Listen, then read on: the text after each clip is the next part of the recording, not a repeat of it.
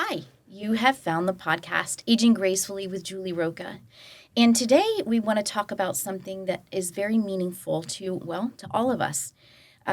Eating is such a big part of our lives that, it's one of those things that most of us really enjoy, even as we age, and there's not a whole lot else that we can do in life. As long as you can get together with friends and family and eat a great meal, it just is so uplifting. But for some, that's not a possibility. And so today I brought my friend Ellie Zamora from Divine Speech and Swallowing, which every once in a while I've called her Divineness. But I wanted for you to come in, Ellie, to chat with our audience about the special things that you do. So thank you for coming today. Absolutely. Thank you for having me. Yeah. So tell me a little bit about you and what brings you into this healthcare scene and doing what you do. Yeah. So I actually decided to become a speech and swallowing pathologist when I was 17. Young. Very young. I was initially going to be an ER doctor, so a little bit of a switch there. I had a goddaughter who fell into a pool and had a anoxic brain injury and had to relearn how to eat and talk, which is to, like you said, eating is critical, not only just for our health, but it's how we connect, right? It is. In all cultures, right? You don't even have to speak the language, but you can connect with a meal. Exactly, yeah. And so it's just so important to be able to swallow and communicate our needs and wants. And so during that time with my goddaughter, I was visiting her in the hospital, and a speech and swallowing pathologist came in to work with her. And I sat down and I said, "What do you do?" And she said, "I'm going to teach her to swallow again and to speak again." And I thought, I never even thought about losing that ability. Yeah. And then when I watched her work with her, that was it. I said, this is where I have to be. And so at that point, I started to listen to anyone who would let me listen to them swallow.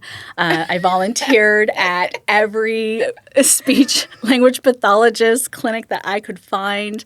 And that was it. I was definitely gung-ho about ensuring that quality of life for people later in life, and sometimes even in the younger age, because sometimes strokes can happen when we're younger, traumatic brain injuries. So that was going to be one of my questions for you. Is you don't just work with people that are elderly. You can work with people of all ages. Absolutely. At our clinic specifically, we do 18 and up, but for special cases, I will work with children because the swallowing, usually about 12 and up.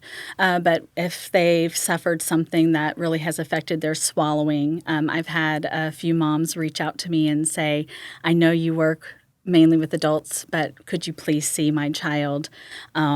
And I have taken those cases. So absolutely. Yeah, that's pretty great. So how do people know if they have a swallowing problem? Yeah, that's a great question. Because so often it is amazing how we don't realize when it's slowly occurring. Yeah. Right? We notice it when we have like a major injury in life and like a traumatic brain injury, and you get on a feeding tube and you're going through rehab.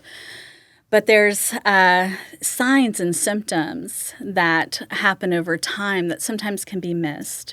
So like throat clearing during a meal. You know, if you find yourself a lot. Now you're making me want to clear my throat. I know, right? Everybody's going to start like paying attention. But that's what I need you to pay attention, because this is so important, because the sooner we catch it, the easier it is to treat. Yeah. So throat clearing behavior. Are you coughing a lot during a meal? You know, are you finding yourself with some residue in your mouth after you're done eating? You know, that's not normal. Like a little bit, you know, if you've eaten Oreo cookies. Yeah.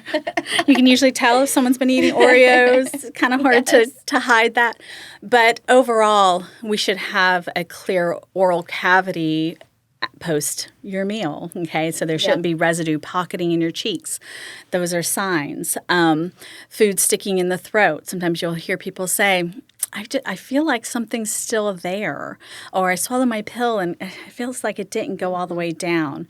So there's very overt types of signs like that where we can just feel it feels differently. Yeah. And so those are the signs you're going to look for. Are things feeling a little more uncomfortable, not as natural? Are you eating less, or is your loved one eating less? And that's what I was going to ask you, because a lot of the people that I'm working with may not be cognizant and aware enough to know that, they have left food in their mouth. Right. I worked in a memory care for a while, precious people. And one of the things that I learned to do was to watch and make sure they actually swallowed what I had put into their mouth down, because they don't always. They'll hold the food, and you're right, they'll pocket it in the back. Absolutely. So, if you're cognizant and aware, you might realize that you're not fully swallowing, or you feel like something is caught in the throat. But if you aren't, a caregiver can look for those leftover pockets of food. Absolutely. How best do you think that they could go about seeing that? Right. Well, you're looking for signs of,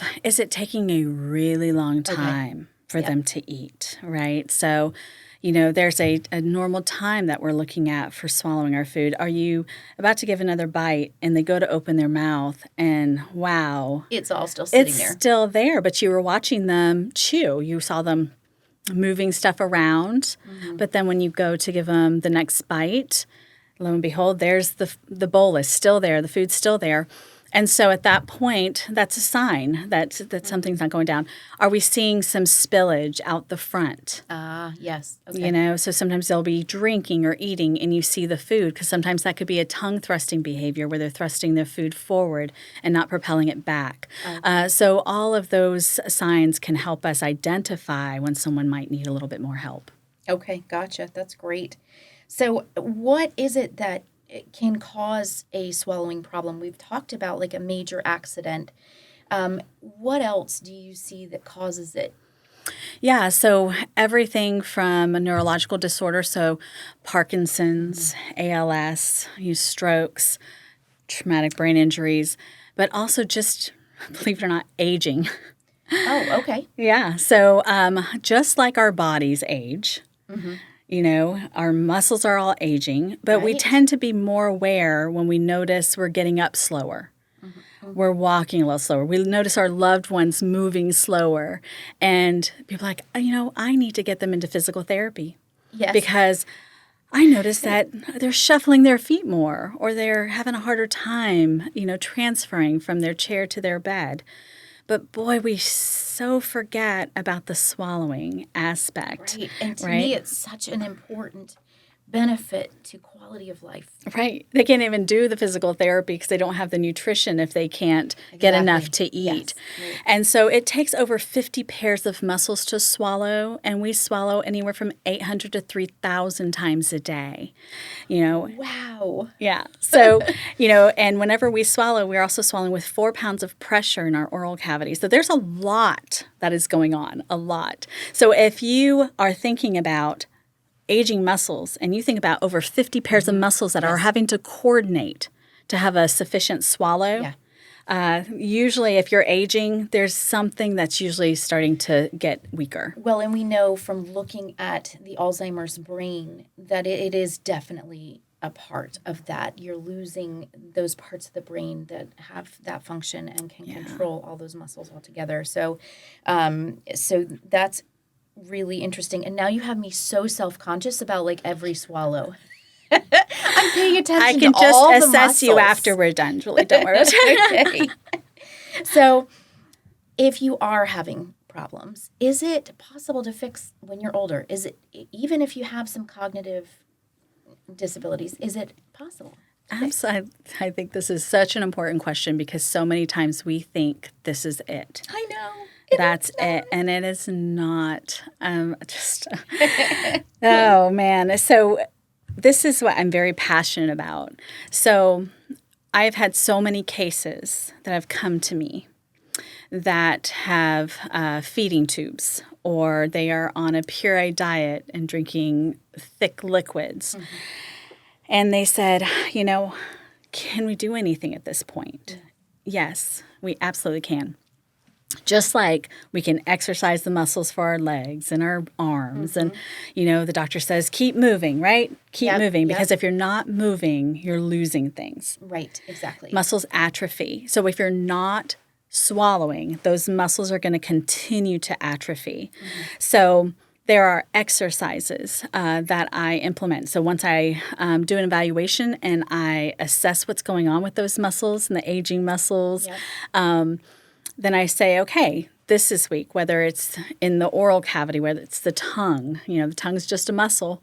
So if it's getting weaker, it's going to affect speech and swallowing.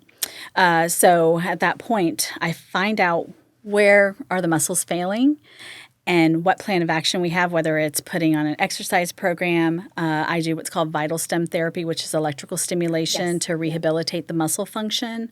Respiratory exercises, which are critical actually in our swallow function. So I put together a very individualized program based on that person's deficits, and we rehabilitate together. So it's absolutely possible. I have had people as old as in their hundreds who have upgraded on diets. I've had patients who doctors said would, have a tube forever, be off of a feeding tube.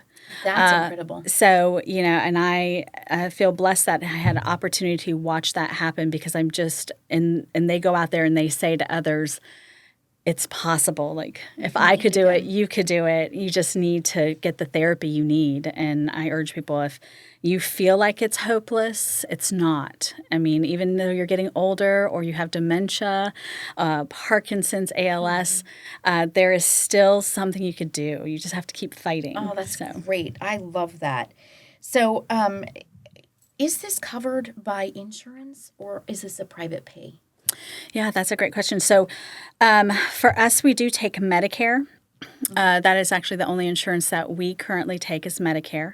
Just for the aging population, that was important to me because I know a lot of them are fixed incomes and, so we accept Medicare and they do cover, and usually a secondary, a lot of the patients have, and they will pick up that like 20%. Oh, okay, nice. So some people have full coverage and some people just have like a 20% coverage.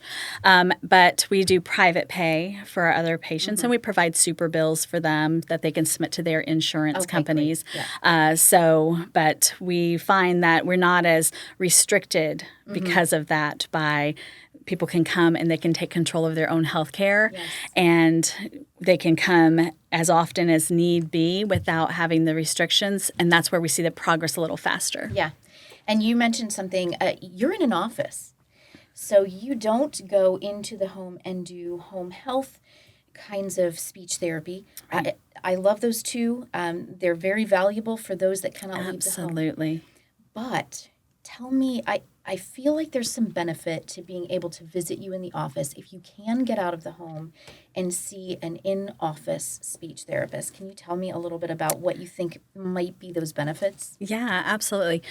So I agree. The home care aspect is important. That's when you're homebound, right? Yes. But sometimes you're homebound and it might be taxing effort to get out, but you can still get out to appointments, right? You might have a need that just requires more treatment than what home care can provide. Yes. Right? It might be if you have a feeding tube, if your swallowing is severely impaired, there's limits to home care to where they can't maybe see you as often, or they might not have the coverage or the speech pathologist because, with the aging population, there's not enough of us, unfortunately, to take care of everyone. And I feel like they're very limited in the times that they're allotted for the appointments as well. Absolutely. And so there's a little bit more restrictions and, difficulties with trying to get to patients because they travel long distances, so they might not have the time to see them for like an hour if that's needed, or that full 30 minutes or whatever it is that they're needing to get done in that time period. With going to outpatient, one, it gets you out of the house. And I am a big believer in the aging population having environments that increase the stimulation that's out of their routine, that stimulates the brain to see something else. Yes. So getting out of the house is always good because they have to get dressed, right? They have to Yeah. kind of get out there and get some sunshine. And when they come to the office too, the things that are nice, because I used to do home care back in the day, so I know you can't carry everything with you. And sometimes you need a lot, you need a lot. And so having my own clinic, if I see something in that second that I need to do, I can turn around and grab it and do it right then. I don't have to wait for the next visit to go out and get it. So it really allows me to treat in that moment whenever I need to with any aspect. And so I like that aspect too of having a clinic setting because I can work with them and adjust as I need to without worrying about supplies. Yep.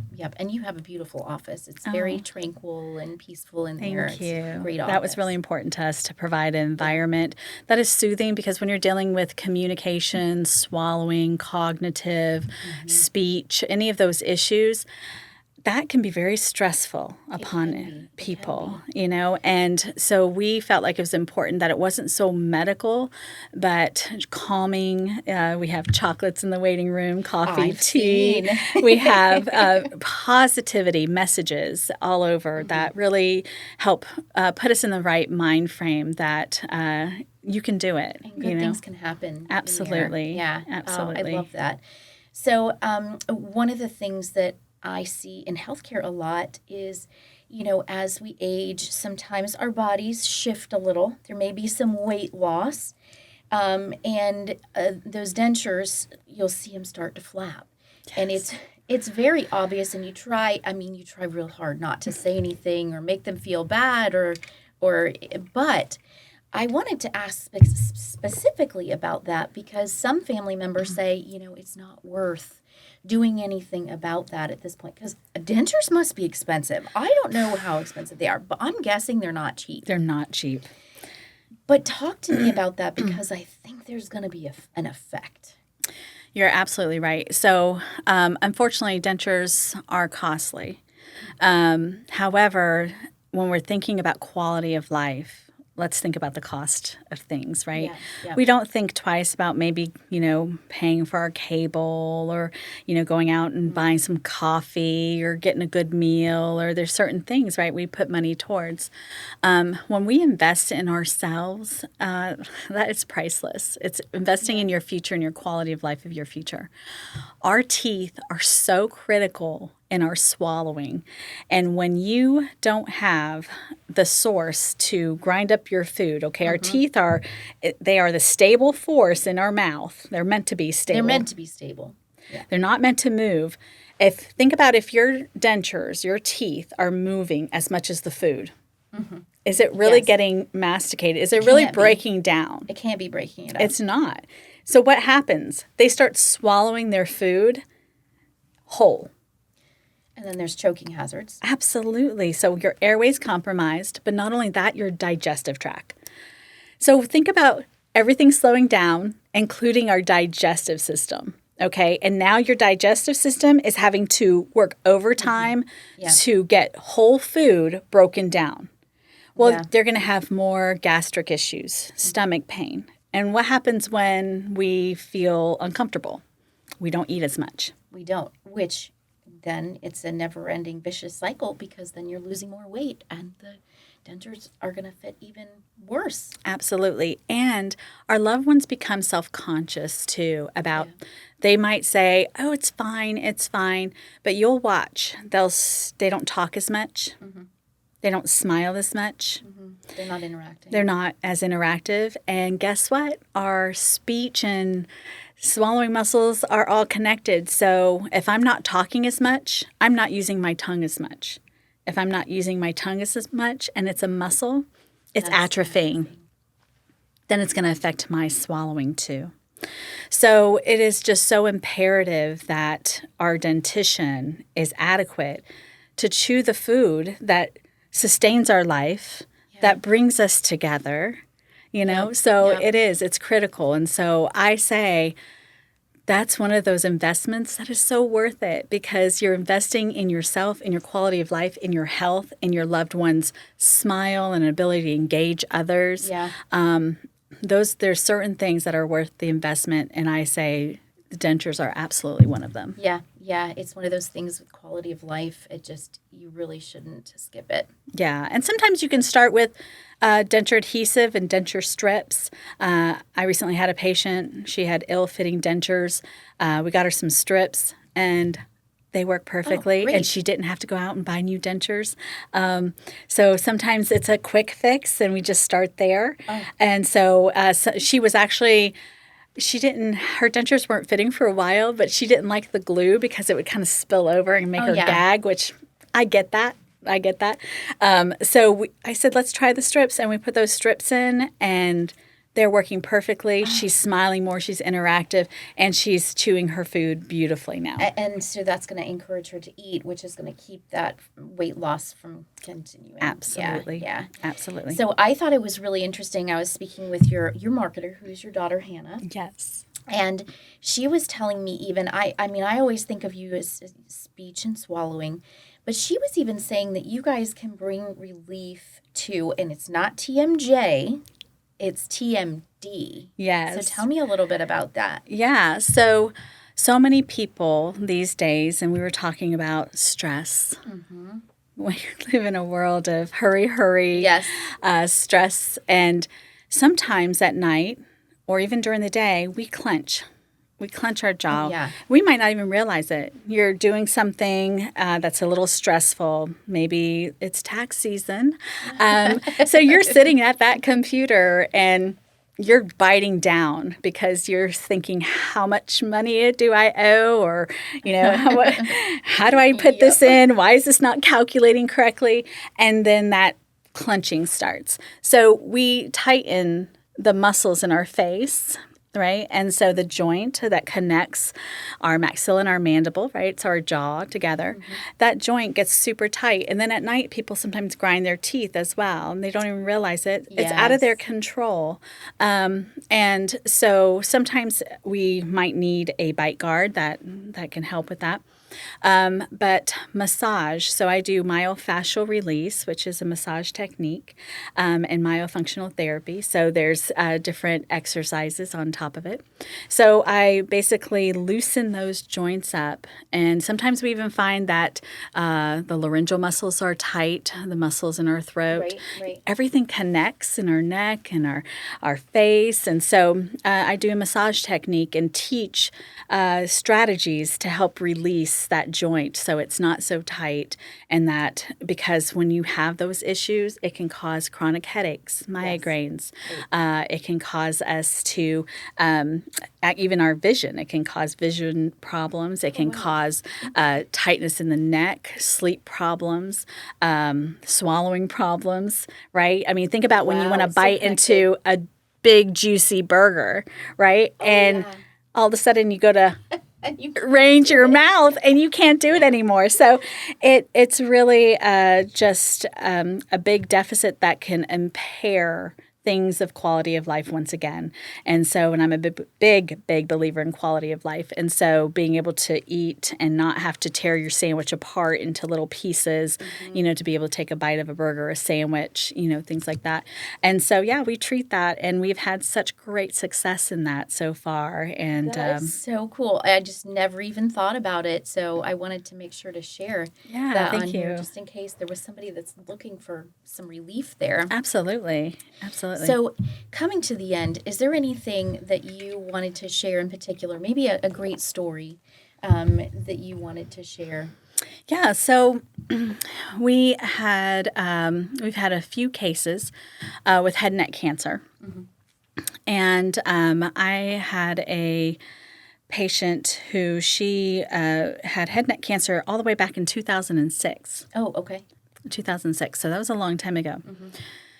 She never got speech and swallowing services during that time. No one ever told her. Right. It was an option. I would not have thought of it, honestly. Right. And there's so many medical practitioners, and not because they don't want you to get the help, but because they don't know. Right. And so we're out here educating, right? Right. Yep. That there is help. So she ended up with a feeding tube. So she actually was told that she would have the feeding tube for the rest of her life. Wow. And she ended up with aspiration pneumonia because no one ever fixed the problems. The radiation, unfortunately, it's like it kills the good with the bad. It's needed, right, to survive. Right. But unfortunately, it takes things down with it. Right. And it took down the muscles for her swallowing.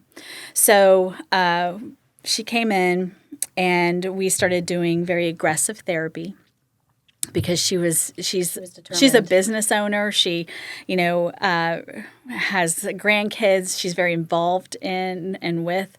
And so she said, I want to have a quality. I want to be able to eat my foods. When I travel to go see my grandkids, I don't want to have to take all the feeding tube materials with me. At night, her feeding tube would leak, and she'd have to get up in the middle of the night. It was affecting her sleep. She had to sleep elevated because of aspiration risks. She couldn't go swimming because of the feeding tube. I mean, all of these things that we just don't think of, this quality of life of how much it robs us. Right. So with aggressive therapy, she is now tube-free. I love that. She has been tube-free for, I think it's about 8 months now. And just living her best life. She went on a trip recently with her family, did not need to bring all the supplies. She's now sleeping better than she's ever slept. And so it was just such a blessing to be part of that. And I had another case where she was an older woman in her 80s, went to the doctor. She was refluxing so badly that she was aspirating on her reflux. Once again, a feeding tube placed in, said, this is what we need you to have for the rest of your life because you're at aspiration risk. Her doctor, who is a fabulous doctor in town, referred her over and said, let's give it a try. And so we worked aggressively on managing her swallowing and respiratory function, which is critical in our swallowing as well. Got her on a program.